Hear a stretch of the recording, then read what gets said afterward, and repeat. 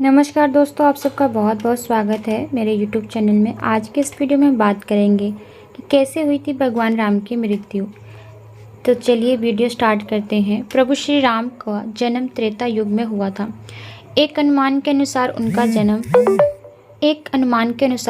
जन्म 5114 ईसा पूर्व में माना जाता है। कहते हैं कि जिसने धरती पर जन्म लिया है उसका मरण निश्चित है। भगवान श्री राम ने भी धरती पर मनुष्य के रूप में अवतार लिया था।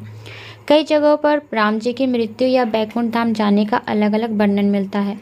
भगवान राम की मृत्यु के बारे में जो कथाएं मिलती हैं उनमें से कुछ कथाएं इस प्रकार से हैं।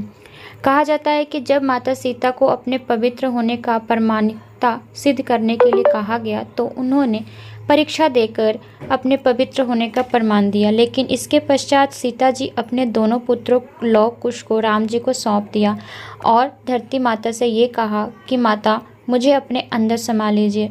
माता सीता जी के इतना कहते ही धरती फट गई और देखते ही देखते वह भूगर्भ में चली गई। सीता जी के इस तरह से चले जाने के कारण राम जी व्यथित हो उठे और यमराज की सहमति से सरयू नदी के तट पर गुप्तार घाट में राम जी ने जल समाधि ग्रहण कर ली। राम जी की मृत्यु के बारे में एक अन्य कथा भी मिलती है जिसके अनुसार हनुमान जी की अयोध्या में अनुपस्थित के समय यमदेव ने नगर में प्रवेश किया और संत का रूप धारण कर वे राम जी के पास उनके महल में गए। संत वेश धारण किए हुए यमदेव ने श्री राम से कहा कि हम दोनों के बीच की वार्ता गुप्त रहेगी।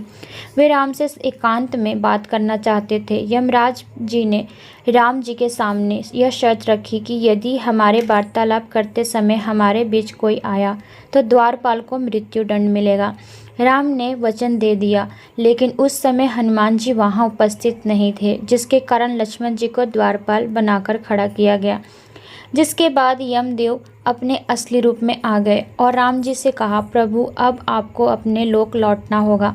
धरती लोक पर आपका जीवन पूर्ण हो चुका है।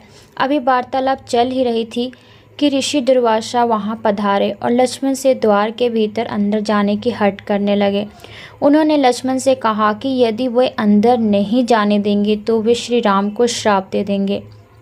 लक्ष्मण जी दुर्वासा के क्रोध से भली भांति परिचित थे। वे अब दुविधा में आ गए। आज्ञा का उल्लंघन करके ऋषि को अंदर जाने देते तो मृत्यु दंड मिलेगा, और अगर वे दुर्वासा को अंदर प्रवेश नहीं करने देते तो ऐसे में प्रभु राम जी को श्राप दे देंगे और अपने प्राणों की चिंता ना करते हुए दुर्वासा को अंदर जाने की अनुमति दे दी। वार्तालाप भंग हो गई। राम जी सोचने लगे कि अब उन्हें अपने प्रिय अनुज लक्ष्मण को मृत्युदंड देना होगा। उन्होंने लक्ष्मण को राज्य निकाला दे दिया, लेकिन लक्ष्मण ने अपने भ्राता के वचन को तोड़ना नहीं चाहते थे। वचन को पूरा करने के लिए उन्होंने सरयू नदी में जल समाधि ले ली। लक्ष्मण के सरयू नदी में समाधि लेने से राम जी अत्यंत दुखी हो गए और उन्होंने भी जल समाधि लेने का निर्णय कर लिया। माना जाता है कि जब राम जी ने सरयू नदी में जल समाधि ली तो उस समय हनुमान, जामवंत, सुग्रीव, भरत, शत्रुघ्न आदि सभी लोग उनके साथ वहीं पर उपस्थित थे। श्री राम जी के सरयू नदी के अंदर जाने के पश्चात नदी के भीतर से भगवान विष्णु प्रकट हुए और उन्होंने अपने भक्तों को दर्शन दिया।